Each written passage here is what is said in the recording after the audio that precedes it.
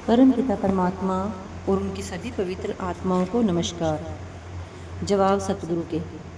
यदि कोई नामदान के बाद भी भजन सिमरन नहीं कर पाता तो क्या वह कोई और सेवा करके इसकी पूर्ति कर सकता है? जवाब, हर तरह की सेवा आपको भजन सिमरन करने की ओर ही प्रेरित करेगी।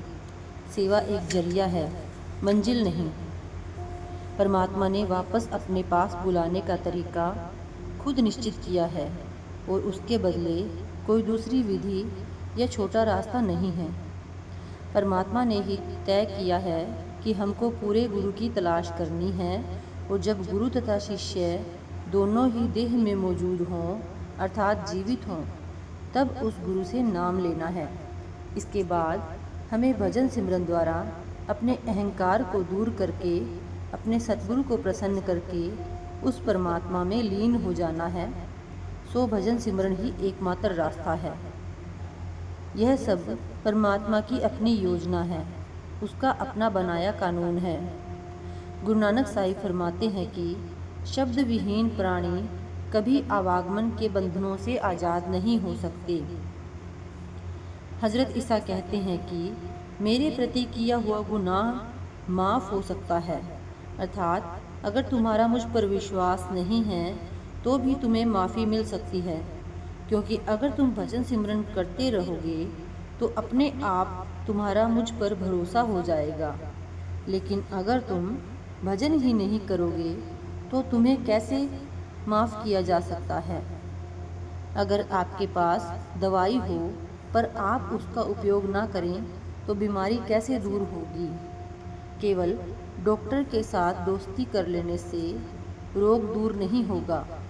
दवा का इस्तेमाल करना ही पड़ेगा, चाहे दवा कितनी ही कड़वी क्यों ना हो। भजन सिमरन से आप बच नहीं सकते। आप दूसरी तरह की सेवा कर सकते हैं, वे भजन सिमरन में काफ़ी सहायक होती हैं, लेकिन फिर भी भजन सिमरन तो करना ही होगा। यदि हम एक दिन भजन में नागा करते हैं तो हम एक महीना पिछड़ जाते हैं।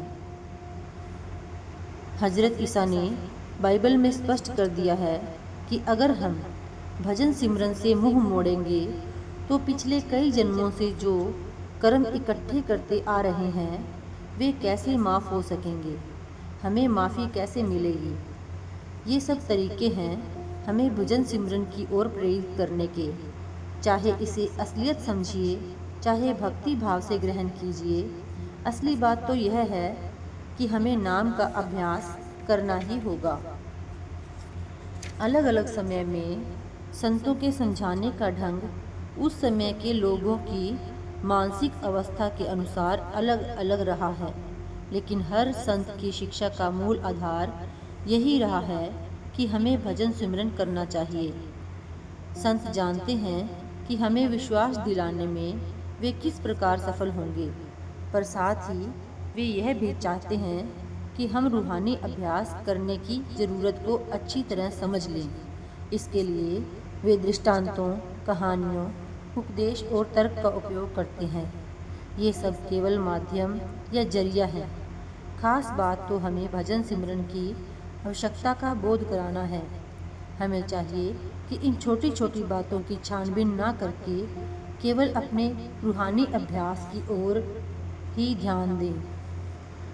अगर आप नियम पूर्वक भजन करते रहेंगे तो प्रेम और भक्ति अवश्य पैदा होगी और मजबूत भी होती जाएगी। हजरत ईसा ने कहा है कि अभी आप मुझसे बहुत सवाल पूछते हैं, पर जब आप मुझे देखेंगे अर्थात जब मेरा नूरी स्वरूप अंदर प्रकट कर लेंगे, तब आपके पास पूछने के लिए कोई भी सवाल नहीं होगा।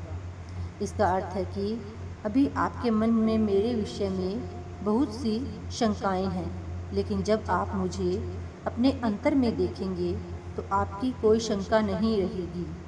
सो चाहे बाहर हम गुरु से प्यार करते हैं, उसके प्रति श्रद्धा और भक्ति रखते हैं, फिर भी हमारे अंदर कोई ऐसी चीज़ रहती है जो हमें गुरु में पूरा विश्वास नहीं करने देती।